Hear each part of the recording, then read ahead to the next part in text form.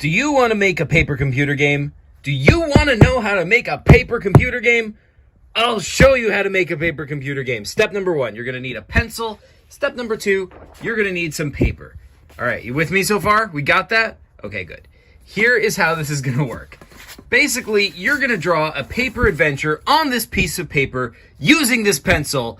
And, I mean, that's basically it. It pretty much is just as simple as that. So, to demonstrate, I'm going to make a paper computer game right here on camera. I have not planned this. I'm just going to make it up as we go along to show you just how easy it is that you can make a paper computer game. All right, so we're going to call our game Troll.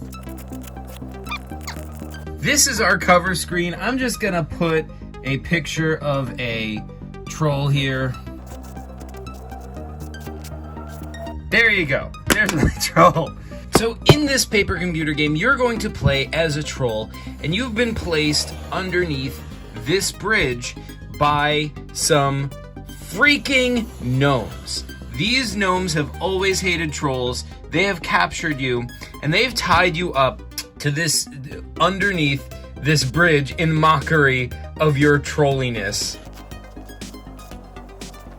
There's some ropes around you because you're tied up. I know my art is terrible, but see, that really doesn't matter when you're making a paper computer game. This is actually good because this is going to establish that, you know, your art does not have to be incredible. The point of this is not to make amazing art. The point of it is to make something for your player to explore, for them to sort of ask questions about, hey, what's this? You know, what's that? Like, oh, those are the ropes tying you up. Anyway, we've got some gnomes around us. These are, you know, kind of little guys, trees in the background. It's a forest. But yeah, so you're here, you're tied up under the bridge. What do you do? So at this point, the player can be like, all right, I'll try to undo the ropes. You just tell them what happens if they do that. Like if they say, I'll try to undo the ropes, you'll be like, all right, you struggle against the ropes, but it doesn't work. You have to try to find a solution to get away from these freaking gnomes. How are you going to do that? There's a few ways you could do this. You could either keep extensive notes, be like, hey, yo, the solution. So once you escape, maybe you can follow this path and that leads you to the next area. So you can create a whole world in here where each page, each screen is sort of a different puzzle. So let's try to create our next screen. I think this one is going to be maybe a bit more branchy because if, let's say we started walking down this path, now we're at sort of like a top down. We're like looking from far above. So we've got our little troll guy with his, you know, big head and his big eye.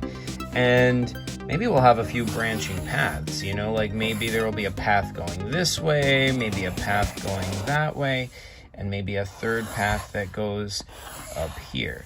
And, you know, they could all each lead to different things. Maybe up here we've got sort of a little cottage he can find in the woods, because, you know, we're still in the woods over here. Maybe we can find down here a little, you know, clearing. If you want to draw out all those trees, here's our little clearing, and maybe at the center of it there's a little, I don't know, little fountain with, I don't know, maybe some kind of a weird statue. Maybe over here this could lead to some sort of old abandoned factory, or that could lead you to your next screen right over there. And there's, you know, lots of random trees around. And by the way, this screen would be a perfect place to hide some, like, secrets, right? I mean, if there's lots of trees around, maybe that means you could stick something between the trees, like, what's this over here? I don't know what it is, but you could put little things like that, such that people might not notice them, but if they do, they get a sweet item that they can use throughout the game. The fun thing about this is they can kind of explore a screen like this at their own pace. Like, what's over here? We can go in there and maybe that leads to a different screen. Maybe this leads to a different, like this, there could be a screen just of this clearing. there could be multiple screens inside the factory. And so let's see what's inside the cottage first. I seem to be a sucker for cottages in the woods in PCGs, but let's see what's inside the cottage. So I don't know, let's say that inside the cottage, I'm gonna do this top down, like we've got our cottage over here. Here's the front door. It's us doing a super simple illustration so you get the idea. I don't know, first of all, there's probably like a destroyed old bed in the corner over here. Like maybe there's like a big mushroom growing out of it. Now, I should mention, you may not intend for the mushroom to be an actual item that the player is going to get or part of the puzzle or whatever, but the player, because PCGs are really free, they can do anything. So they can just pick up that mushroom anyway, even if they want to, and you'll just be like, okay, you got the mushroom. And maybe later on, they'll find a clever way to use that mushroom in a way you hadn't thought of. And that is part of the fun of paper computer games. But anyway, there should also be some things that are intended to be, used. That you should have some idea of the ways that they can solve a puzzle. Like here, maybe there's a dresser. Maybe inside there's going to be a key. The player won't know that until they look inside, but you can remember it. I recommend keeping notes so that you remember. Maybe if we come back to our map screen, we can then check out what's inside the factory. And if we go inside the factory, then that leaves quite a bit of possibilities. Like, for example, maybe we could do, another wide open shot of like a big open room. And inside of this big open room, there's like lots of equipment. Maybe there's like a big vat of something that, like, by the way, here's your little guy. Yeah, there's like lots of like large equipment. Maybe there's like a big cylindrical object which is over this vat, and it was once doing something to the vat of stuff, but has now long since ceased. But maybe, maybe it is connected to an engine, and maybe you could get that engine to work if you combine it with some parts you find on the ground over here, and maybe that could mix something or do something for you.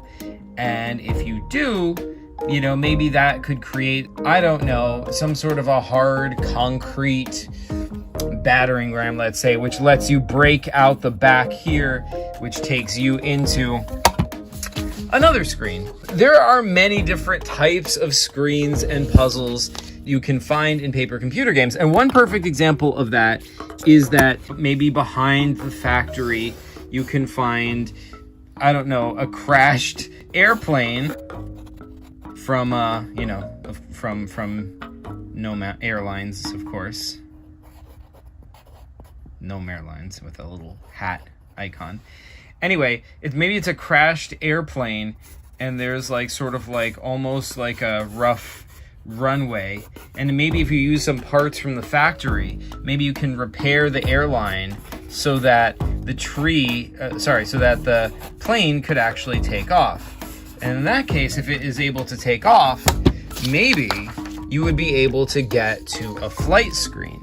Now, this is a type of screen that comes up a lot in paper computer games where, like, you're in a plane. All right, so you're here in this plane. Maybe there's some clouds you can duck into and out of for cover. We're like in the sky right now. And now instead of controlling just the guy, we're controlling, like, well, still him, but inside the plane. I don't know. Maybe there's like gnome-controlled UFOs. Maybe the gnomes have teamed up with the aliens. I don't know. And they're like trying to shoot their little laser rays to try to like zap you. There's like a million possibilities. There's no end to what you can do with paper computer games. These situations do seem very dangerous, right? Like, what happens if you die? I mean, basically you just say save game. That's all it is. In a paper computer game, if you say save game, then that means that you can just go back in time to right before you died. Usually there's no consequence to this, but in some PCGs, some people will give you a penalty for using save game too many times. Most of the time, we don't. Most of the time in an ordinary PCG, it's just you can save game infinitely. That might sound overpowered, but actually it works out pretty well because with insane puzzles like these, you need infinite retries to be able to use it. And save game can also go a bit further than that, but that's another story for another day. So for the player to keep track of their items to make sure they have everything, you can give them an inventory screen. This is super easy to make. It's just a screen with, basically you just draw a big E at the top of it. That's the tradition, because E for inventory, right? That is, that goes all the way back because we've been making paper computer games since we were kids, and we did not know how to spell the word inventory. Specifically, Chris didn't. And that is how this became the tradition. Even though inventory is spelled with an I, not an E, it's still E for inventory. And then whenever they get an item, like let's say they pick up a rock, you could just like draw a little rock. And then there, they have that in their inventory now.